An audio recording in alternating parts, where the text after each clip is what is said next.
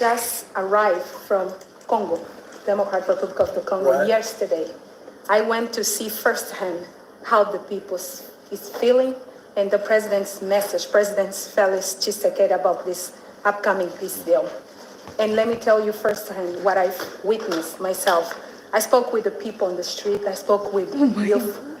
They know your name. They know that a president named President Trump is working hard to finally bring peace to the country.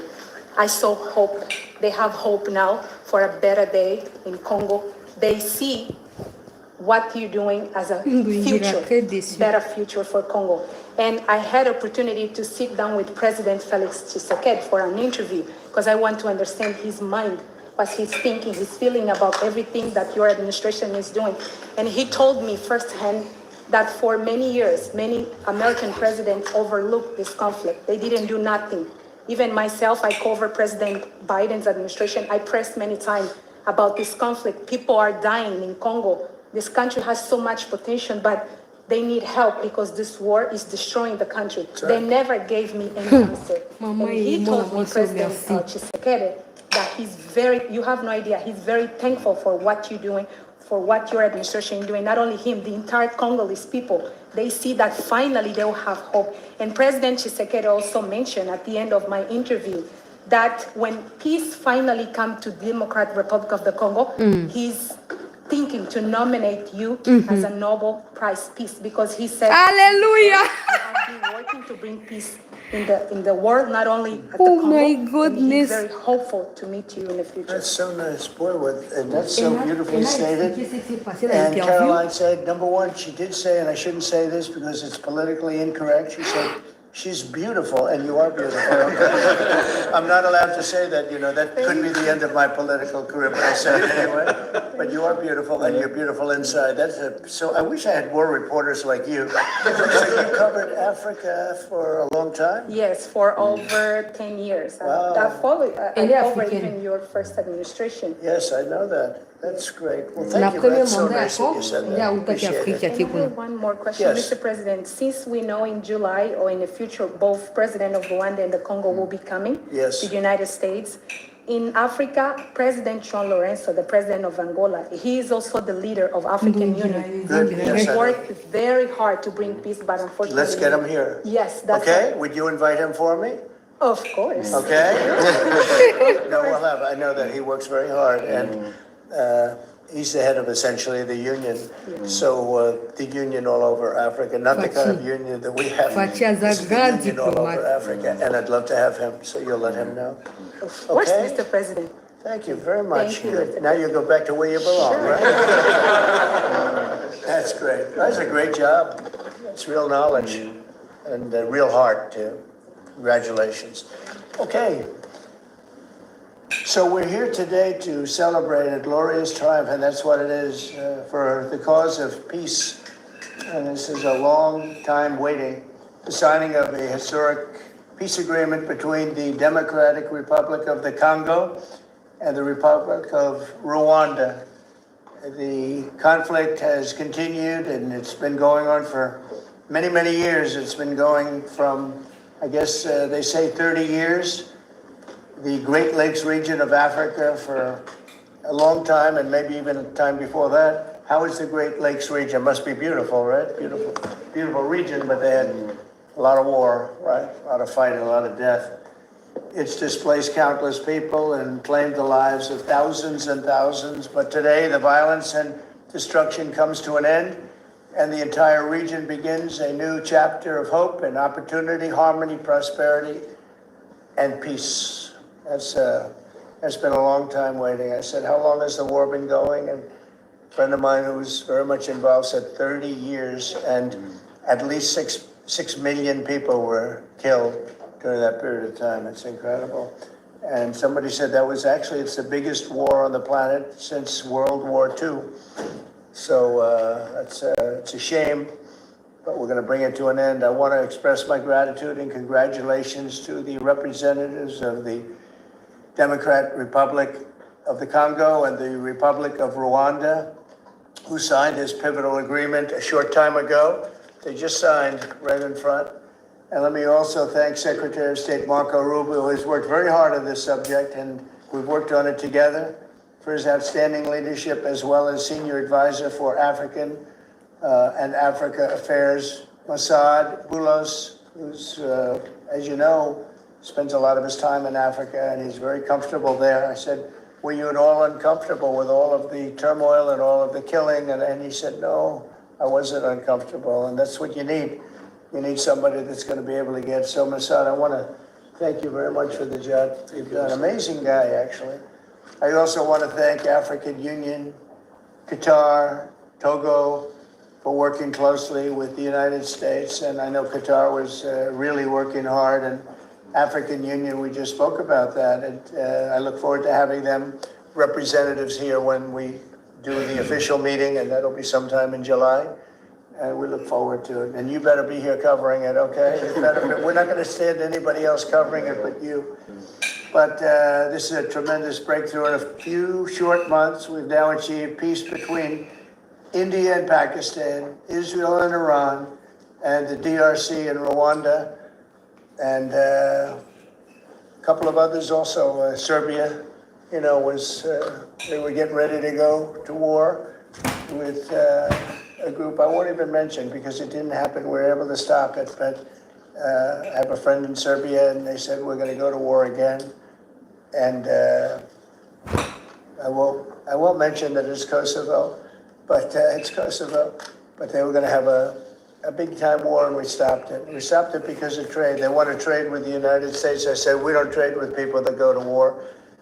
And we said that also with, if you take a look at Pakistan and India, it was great. They have two great leaders, and they were able to stop. They were in the midst of a big fight, I guess everybody saw, and it was going to get very bad. And they are nuclear nations, very powerful nuclear nations. In the months and years ahead, my administration will continue to work closely with all of the parties in this deal and ensure the agreements are fully taken care of, and you're going to do what's in the agreement. We'll say you better do what's in that agreement, right? Because if somebody fails to do that, bad things happen. But I have a feeling that after 30 years, I think after 30 years, you're all set. We are. I think both of you have said that's enough, right? That's enough. You've seen it all. So this is a wonderful day. It's a great day. We've had some tremendous success. It's been a great week between just coming back from a very successful trip, NATO's really pulled together. They have, they're going to spend over $1 trillion a year. Nobody expected a thing like that to happen. And we had the war, as you know, we call it the 12-day war. It was exactly a 12-day war. And we ended up with no nuclear weapons. That's what we wanted. And they were just absolutely blown to pieces, those 3 sites. And there's no nuclear weapons, and hopefully there can be a lot of healing, and the healing is starting. And it's been a really pretty amazing week, and this is one that I really look forward to. This was set up a few weeks ago, and it was something that I really look forward to. If we can do this, and we do that because we have a certain competence that's good, we're able to get people to be peaceful. I think we can do war better than anybody, but we don't want to. And we have the greatest military in the world. They showed that in Iran. Those pilots, they flew for 36 hours. And think of that, and they hit their target. The size of this desk, half the size of this desk, from about 52,000 feet in the dark of night with no moon, 0 moon. They wanted it that way. Can you believe it? And they hit, every missile hit exactly half the size of this beautiful Resolute desk. We don't want to talk about it when it comes to rockets hitting it, but half the size of this, and they hit dead center from tremendous heights, going at tremendous speeds. It's amazing. Nobody could do a thing like that. Nobody has that weaponry, and nobody could do a thing like that. So we had a very busy and successful week, and in addition to that, our economy is doing great, setting records with the economy, and a lot of other good things happening. But this is about Congo and Rwanda. And I'd like to ask, if I might, would you say a few words before we introduce our guests? Sure. Thank you, Mr. President. Yes. So, under your leadership, Mr. President, and the full support of Secretary Rubio and the entire team at the State Department, We engaged with the two parties in early April, and within 3 weeks, they signed the Declaration of Principles. And now within about 2 months from that, we have signed today the final, this is actually the final peace agreement. You know, many people were wondering if this is preliminary. No, this is the actual final peace agreement that they've signed today. You've also expressed interest in inviting the heads of states to the White House for a signing ceremony. So there will be some other additional agreements that will be signed. In addition to this, which will become known as the Washington Accord with regards to the Great Lakes region. That's great. There are some Why economic... not the Trump Accord? If you wish. I'm only kidding. That's the headlines there. I think that's great. Washington Accord. Beautiful. And there's an economic aspect as well that is extremely important for both countries.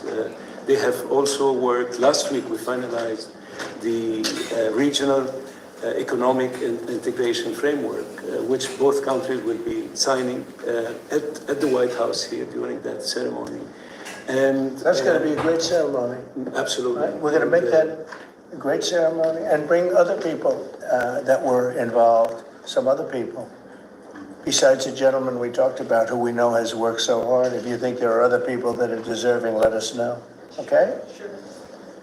And there will be some bilateral agreements. We're negotiating a minerals deal with the DRC for critical minerals. Many American companies have shown interest in investing in the DRC, and these we're talking about long-term investments. Same thing with Rwanda. Many American companies have shown interest, and not only in mining, but also in the midstream and downstream, which will be the processing of minerals. We're also working and supporting the Lobito corridor, which will help building the infrastructure. Just 2 days ago, the United States signed, and supported a project of $1.5 billion for electric transmission from Angola to the DRC. And there are many other projects of that nature lined up. So we will be, under your leadership, Mr. President, will be working with the two countries very closely and with the support of Qatar to make sure that this agreement is implemented. And a lot of our companies are in both of these countries now, especially since we've been getting along so well. It's probably the way we were brought together. And we have a lot of our big companies are there, between rare earth and all of the other things that they do in Africa, which is very greatly expanding, especially in these two countries. You have earth, they consider it to be about the best in the world, actually, I've heard. So we're doing a lot of different things, and it's all going to bring everybody together. That's how this all began, I guess. But the big thing is, the big thing for me is there's really only one thing, and that's getting a peace treaty with two countries that have been fighting for 30 years. And I want to thank you all. Will, if you could, you could bring the letters over. Of course, sir. So in front of you, as you said, sir, these are the actual agreements that were signed respectively by the foreign ministers of the Democratic Republic of Congo and Rwanda earlier today, witnessed by Secretary Rubio. We've also prepared for you two letters. This is to President Paul Kagame of Rwanda, expressing your appreciation and congratulations for everything that's happened already, and of course inviting him to Washington for, as Dr. Bula said, what we hope will be the Washington Accords, finally setting the terms for peace and prosperity in this region, hopefully for a very long time. That's great. That's beautiful. Very important. We're going to put a picture in there, right? As soon as this is over, they're going to put, we have a fast-moving photographer, Dan. He's going to put a nice picture of us here. Okay, that's good. And this is a letter to President Tshisekedi of the Democratic Republic of Congo, again congratulating him on settling this long-running war and inviting him to Washington, D.C. for the final conclusion of the agreement, hopefully soon. That's great.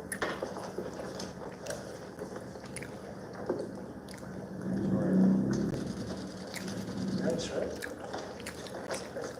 Take that pen. Take that pen. Thank you very much. Okay. So I'd like to ask JD to say a few words, our great Vice President, and then Marco, and go ahead. Great. Well, first, let me welcome the foreign ministers of Rwanda and Congo. It's great to have you in the Oval Office. And second, let me say congratulations to the President, to Secretary Rubio, and the entire team. I think for the people of these two countries, they should know that the United States is committed to the pathway of peace. But to my fellow Americans, this is really a celebratory moment. This is a big moment for our country because under the President's leadership, we've taken what was 30 years of killing and war, the worst war in terms of death count since World War II, and now we're on a pathway to peace. And so if I think about what I know about these two countries, for 30 years, pretty much the entire time that I can remember these two countries being in the news, much of the story has been about them fighting one another, about them killing one another. And now we can look forward to a future where my children will look at this moment as the beginning of a new story, a story of prosperity and of peace. So thanks to the President, congratulations to the entire team, and to my fellow Americans. We should all be really proud because it's amazing what active presidential leadership can accomplish when it's geared towards peace and prosperity, and that's what we have in the Oval Office right now. So great job, sir. Thank you very much, Olivier and Marco, and then we're going to ask the two principals to speak. Yes, sir. Mr. President, first of all, thank you. When I first came on this job a few months ago, you made it very clear that one of the priority of this administration under your leadership was going to be the pursuit of peace. And from day one, whether it's been in Ukraine and Russia, whether it's been Pakistan, India, whether it's been Iran and Israel, and in the continent of Africa, your priority's been on peace. And today we see this come to fruition. It's sad. Wars get a lot more attention than peace. But peace is harder than war. A lot harder. And I want to congratulate both of the leaders here and their respective presidents for choosing the harder path, which is often peace, than the easier path, which sometimes is war, as costly and as bloody as it may be. And I echo the Vice President's statements, and that is that Americans should be very proud that the number one voice for peace in the world today is our president, your president.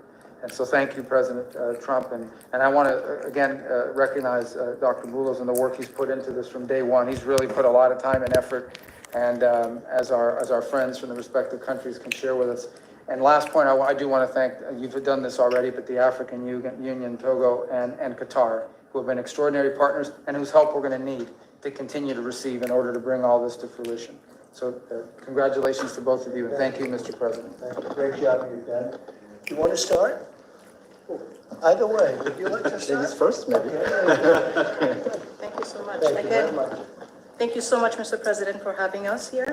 I think I can summarize my contribution in 3 main points. First of all, thank you and congratulations indeed for this remarkable milestone, which is putting an end to 30 years of conflict and of suffering, and which is redefining the perspectives that millions of Congolese and of citizens of the greater Great Lakes region will have. The second point is stay committed, stay on board. We need the United States to make sure that this agreement holds and that you hold us accountable.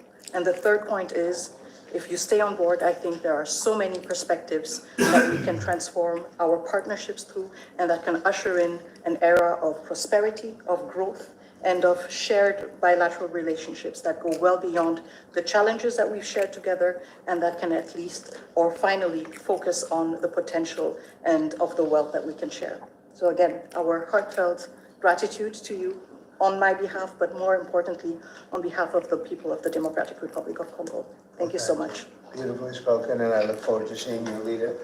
They will, highly respected person, as you know, Indeed. highly respected all over the world, but in Africa in particular. So sometime in July, we'll do something, big ceremony. We look forward to it. Thank you very so much.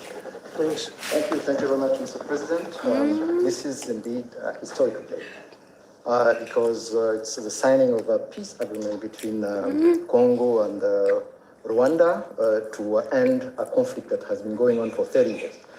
And there has been many mediation, facilitation in the past, but none of them succeeded. And we believe that it's because of your leadership and your steadfast commitment to this process, with also a new approach of economic integration, regional economic integration, which is important to allow Rwanda and DRC working together, because this is a very rich region with cross-border trade, with the minerals, with natural wealth. So with the US standing side by side with Rwanda and DRC, we believe that we will achieve a long-time peace.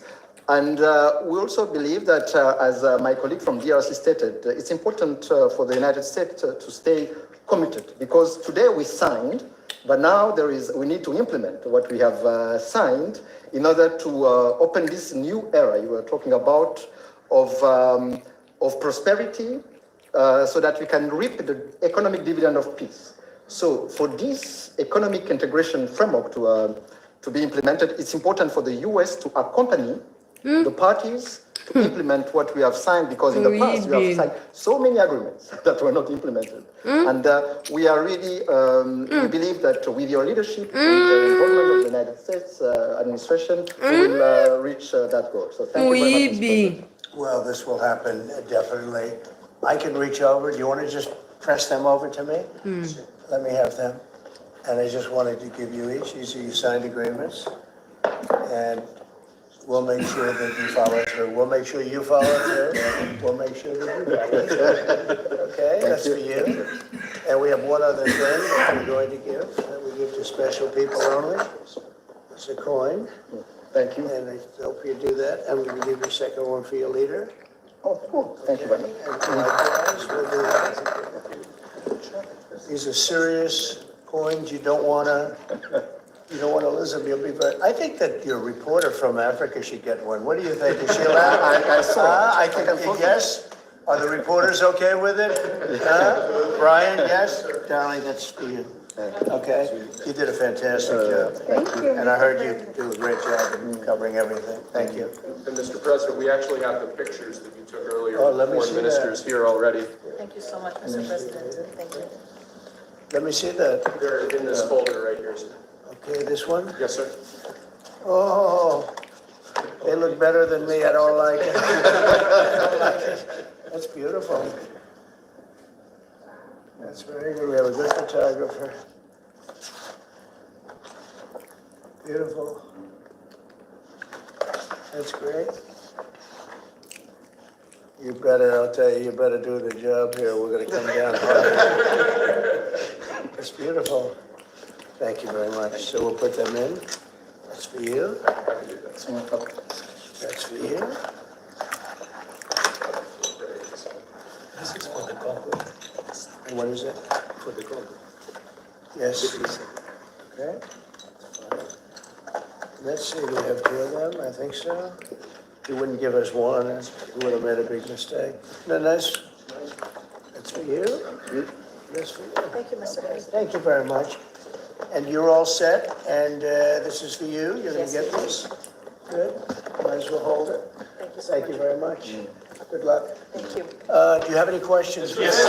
On the subject, sir, you know, Not Canada. This is about- why not? Why not Canada, by the way? Why? I mean, Because this is about a different subject right now. This is right now actually a much more important subject. We just ended a war that was going on for 30 years where 6 million people died. So don't ask me a trade question on Canada. Mr. President, Kara Castanova from Lindell TV. Now that your administration, and congratulations, has secured peace in Africa to a bloody, horrific war that's gone on for decades and no other president could do it, do you think the mainstream media will I know finally... that, I'm telling you.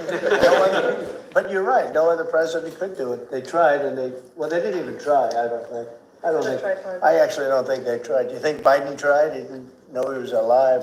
Do you think the Go mainstream ahead. media will finally give you credit where credit is due? No, the media will never give me credit, but the people give me credit. That's why I'm here. The people didn't give me, that's why we're here in a landslide. We got all 7 states, we won the popular vote. So the media won't give me credit, but the people give me credit. That's more important to me. You're going to go down as a peacemaker. You're also going to go down with the president who had 0 border crossings in May. You secured the border more most than anybody has ever done. But I don't know if you know this. You're on track right now to have the lowest murder rate in history in this country. And I think a lot largely goes to the fact you closed down the border. If you want to comment on that, you might go down as the lowest murder rate in U.S. history. Yeah, I saw that the other day, and it's an honor. I mean, and that's really even better because, you know, we've taken a lot of illegals into the country through the Biden administration that are murderers, 11,888 to be exact. And many of them are now gone. We got rid of them. They're back where they belong. Yeah, but so it's a great honor. You know, if you took that out, the numbers would be even better. They've created a lot of problems. You truth social earlier about needing money to the air traffic controllers and the big beautiful bill, which hopefully, praise God, if we get this thing signed. What does that mean to that industry that have been suffering the last couple of years, quite a decade of being underfunded, and how that changed the safety of air travel? Well, they've underfunded the airports for years, and I started the process of getting it completed in terms of the equipment necessary to land the planes, where the planes, like the helicopter accident with the plane, would have never happened if they had the right modern equipment. It would have been bells and whistles would have been going on all over the place. And I had that all set, but when I wasn't here, they totally dropped it. You had a terrible head of transportation. We have a very good one now, Sean Duffy. But you had Buttigieg, and he didn't know a damn thing. He'd ride to work on his bicycle. He didn't know what the hell was going on. He was terrible. So he totally dropped that. It was a project that should have happened, and I was all set. But we had a very sad experience with the voting, and so we didn't get to do that. But now I'm doing it, and we're going to have a great system. And it's funded partially by the bill. It's the initial funding is by the bill, and then it gets to be funded. The rest of it comes a little bit later as we build it out. But we're going to build out the best in the world. We have the best companies in the world. A couple of countries have very good systems. In fact, I noticed when I was landing, my pilot often would use the system of another country. And I said, what are you doing that for? He said, the United States system is so bad. So we have the best companies that do that in the world bidding. You have Raytheon, you have IBM, you have a lot of different companies bidding, and we'll get the best one, the best system for the best price. And they're going to go to town and give us a system that will be better than any other system in the world. And you won't have planes bunking into each other at 35,000 feet. Mr. President, on the subject of peace deals, how close are you and your administration to a deal in terms of Gaza, a ceasefire right now? Often asked, and I think it's close. I just spoke with some of the people involved. It's a terrible situation that's going Gaza, he's asking about. And we think within the next week we're going to get a ceasefire. And we're supplying, as you know, a lot of money and a lot of food to that area because we have to. I mean, you have to. We're, in theory, not involved in it, but we're involved because people are dying. And I look at those crowds of people that have no food, no anything, and, you know, we're the ones that are getting it there. And some of it's being taken by some bad people, you know, once you give it and you give it out, and they're supposed to be taking care of the people, and they end up stealing the food and selling it. But we have a pretty good system now, but so we're helping with that. You see the lines of people that just get one meal, essentially. But it's too bad. Other countries aren't helping out. Nobody's helping out. We're doing that because I think we have to on a humanitarian basis. Like this, we didn't have to get involved in Africa, but we did because we thought it was, I mean, I've been reading, like JD said, he's, you know, from much of his life, he's been just seeing this, about this brutal war.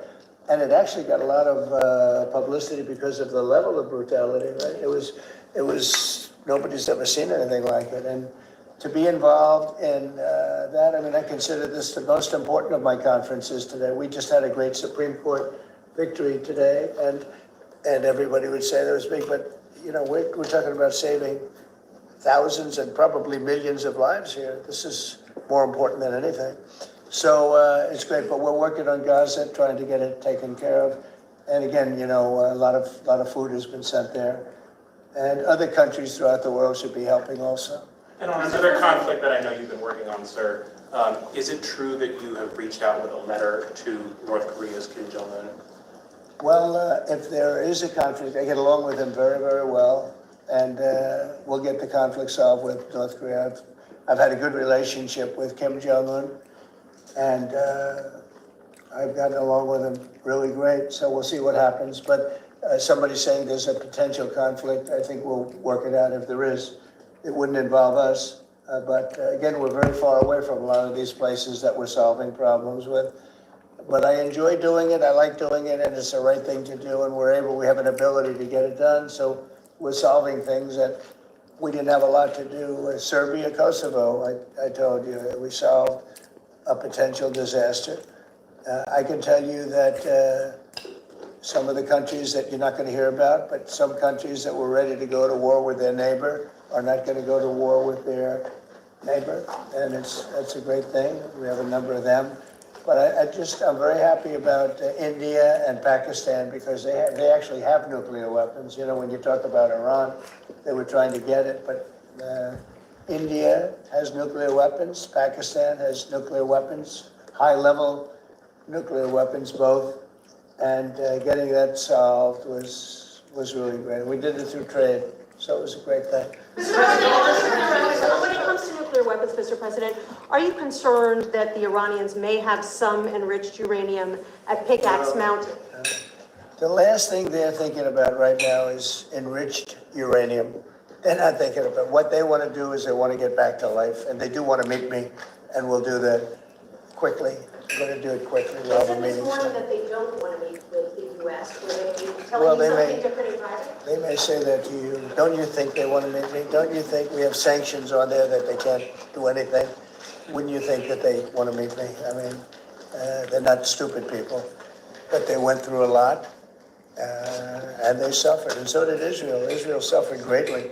It was a nasty 12 days, and yeah, we'll see what happens. Mr. President, are you considering sending Patriot missiles to Ukraine? Have you made up your mind about that yet? And then, go ahead. On this context, Mr. President, there are a few unanswered questions that remain in this deal.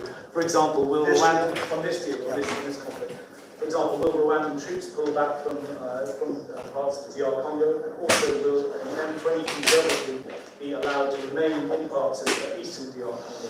Give any answer to Well, let me ask you that question. You want to answer that one? It sounds like an interesting question for you. Go ahead, please. Thank you very much. In the agreement we signed, we have taken the concept of operation for the neutralization of the FDLR, which is a vicious genocidal movement, and the lifting of Rwandan defensive measures. So this was already signed last year in November, so we will implement it. This concept of operation to do both things, to neutralize this movement, which has been destabilizing Rwanda for many years, and to lift our defensive measures. As for the M23, in the agreement also, we have decided to rely on the Doha talks because there are currently talks between the AFC M23 and the DRC government to have a peace deal also that will complement the Washington peace agreement. So both things are taken care of.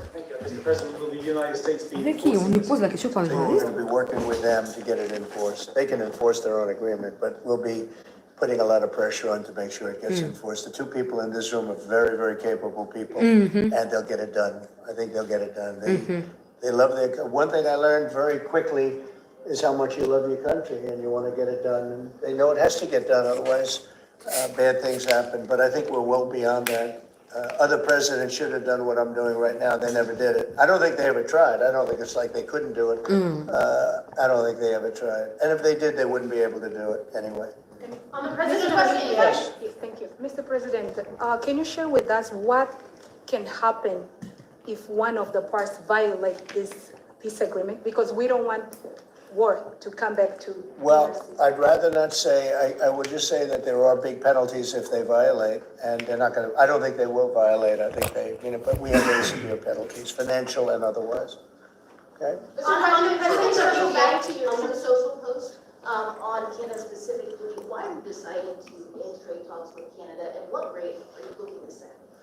So Canada put a charge on some of our companies, and Canada's been a very difficult country to deal with over the years. We hear Canada, we have a great relationship with the people of Canada, but it's been very difficult. And they put a charge, and they were a little bit early, we found out about it. So, and we have all the cards, we have every single one. We don't want to do anything bad, but they have, economically, we have such power over Canada. I'd rather not use it, but they did something with our tech companies today trying to copy Europe. They copied Europe. It's not going to work out well for Europe either, and it's not going to work out well for Canada. They were foolish to do it. And so I said, we're going to stop all negotiations with Canada right now until they straighten out their act. Is there anything Canada can do to change your mind about this situation? Well, no, they put a tax on companies that were American companies that they shouldn't, very severe tax. And I guess they could remove it. They will, but I don't really, it doesn't matter to me. We have all the cards. We have all the cards. You know, we do a lot of business with Canada, but relatively little. They do most of their businesses with us. And when you have that circumstance, you treat people better. They've had farmers that are getting like 300, 400, 200% in tariffs. Nobody's ever seen anything like it. We have cases, you don't read this and the people don't report, but they charge us 400% on some dairy products. 400%. Nobody writes that. And it's not fair to our farmers, and we've got to protect our farmers. Sir, you just, sir, Yeah, Brian, go ahead. Mr. Chairman, you mentioned how much of a rate cut we would do to the interest on the debt. Earlier today, Director Pulte was on CNBC talking about how he suggested Powell should resign. Any comments on whether or not Powell should step down? I know you've been- Well, I don't have a comment. I'd love him to resign if he wanted to. He's done a lousy job. Look, if you were there, you'd say, well, you know, the United States is doing well. They have no inflation. And if they do get inflation in a year or two, we'll start raising the rates. We'll get rid of the inflation, you know, and do other things. Biden had the worst inflation in the history of our country. 19%, but I think it was much higher than that. Frankly, they say 19%. I think it's a lot higher than that. And we have almost no inflation now. We've done a great job in a short period of time.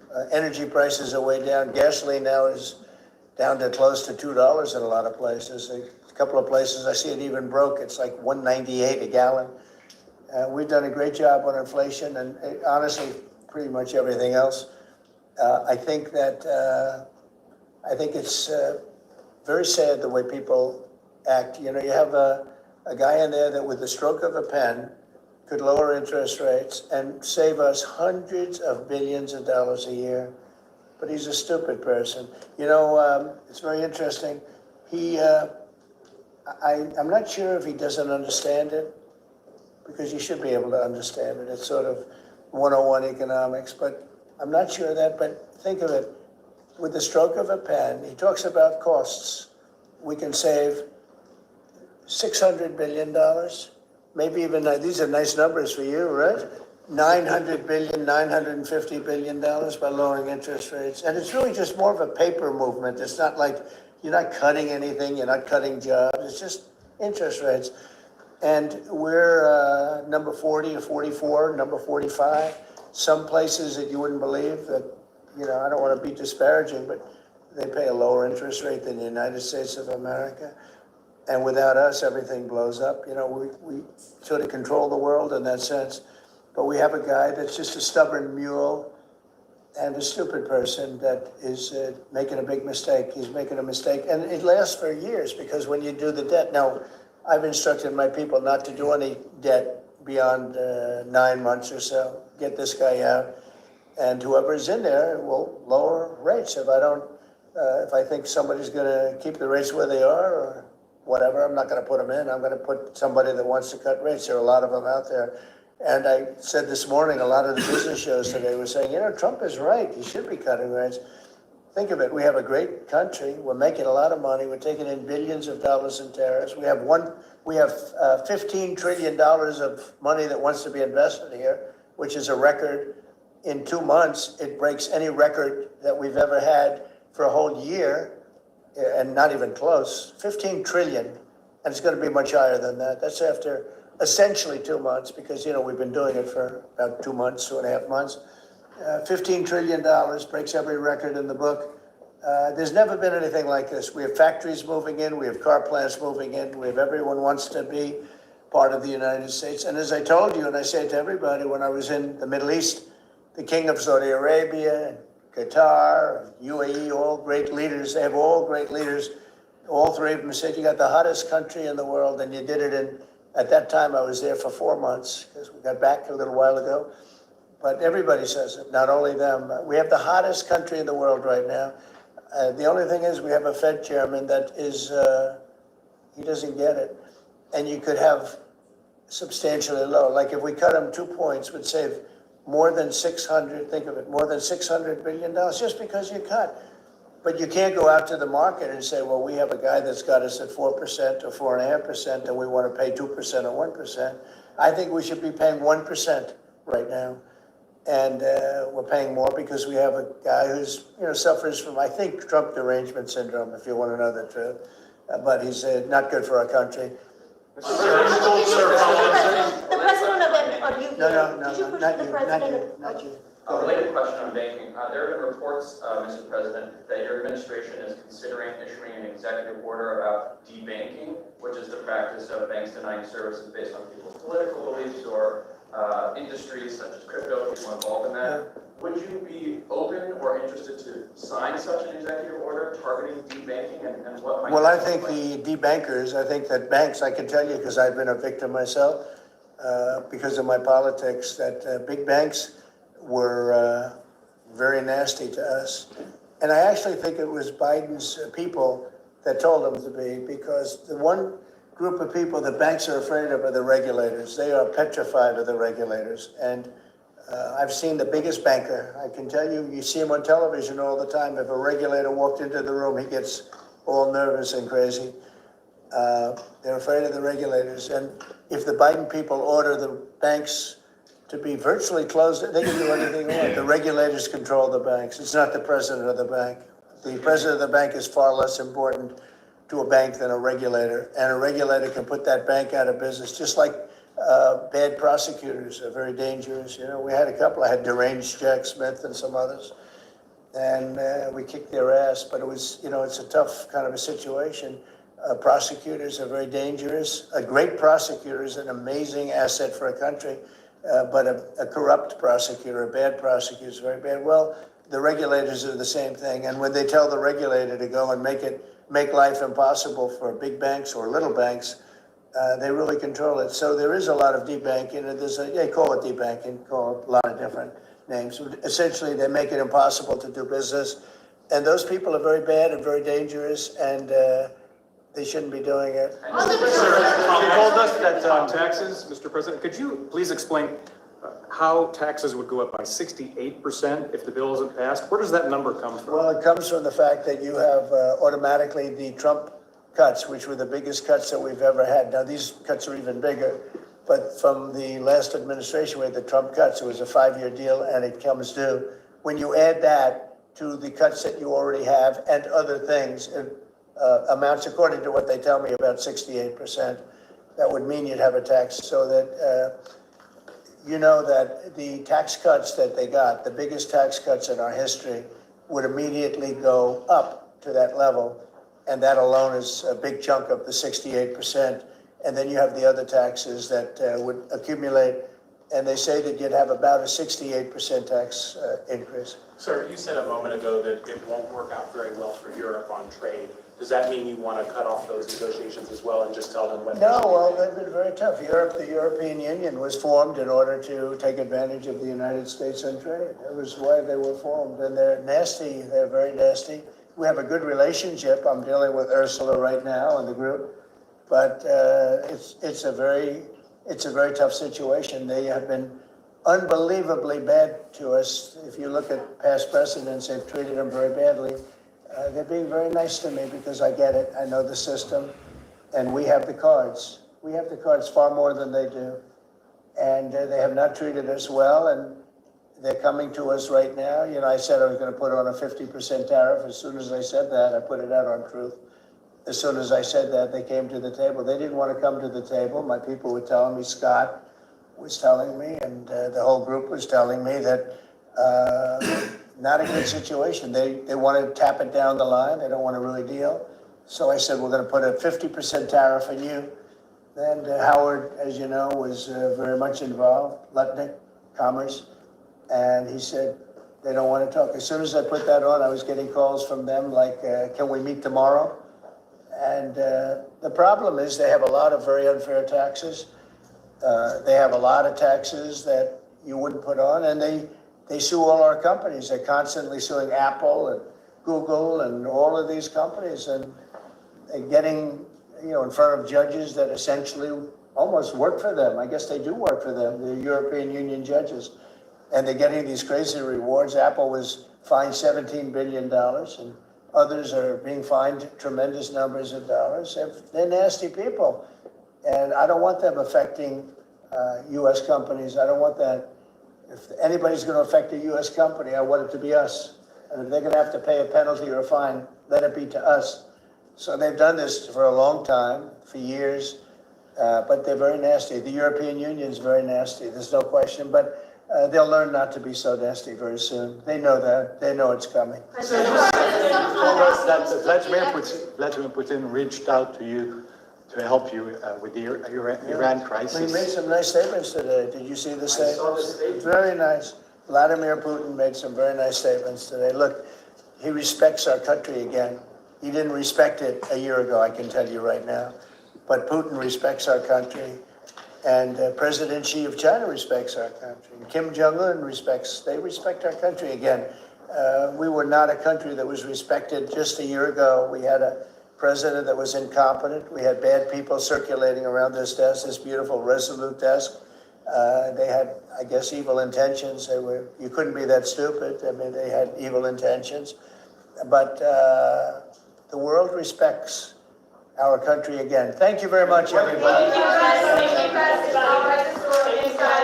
Congratulations.